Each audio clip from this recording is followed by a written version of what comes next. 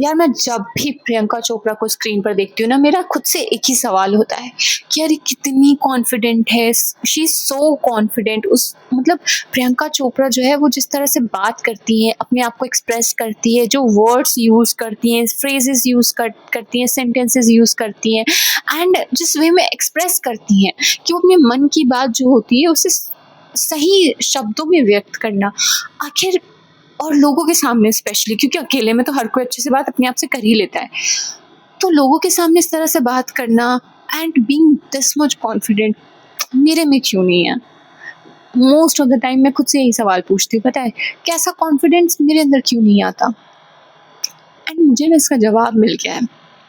इसके दो रीज़न है।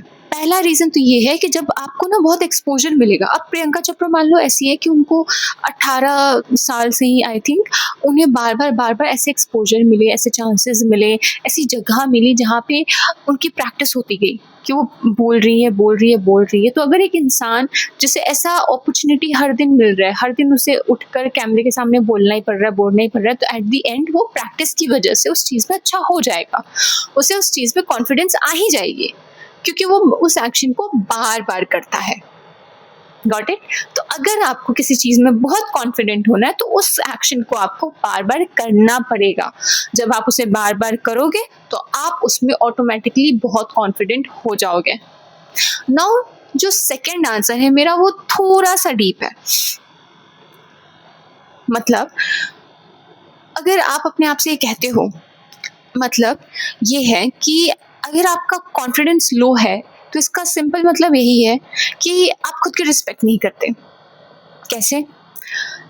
जब आप अपने आप से कोई वादे करते हो, कोई वर्ड्स बोलते हो, या फिर आप ये बोलते हो कि यार ये इस इंसान ने मुझे बहुत डिसरिस्पेक्ट किया, इसने मुझे घोस्ट किया, अब मैं इसके पास नहीं जाऊँगी बात करने के लिए, अब मैं इसके पास नहीं जाऊँगा बात करने के लिए, बट आप जाते हो बात करने के लिए।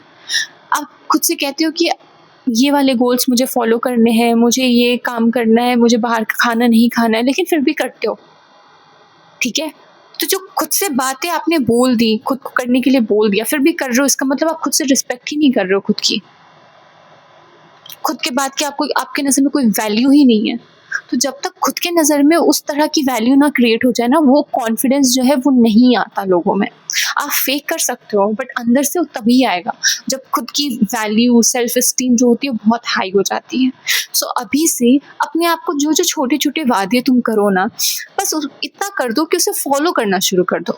अपने वर्ड्स को अपने एक्शन से मैच करना शुरू कर दो। देखो कॉन्फिडेंस ऐसे करके आएगी, देखना फिर कॉन्फिडेंस ऐसे करके आएगी।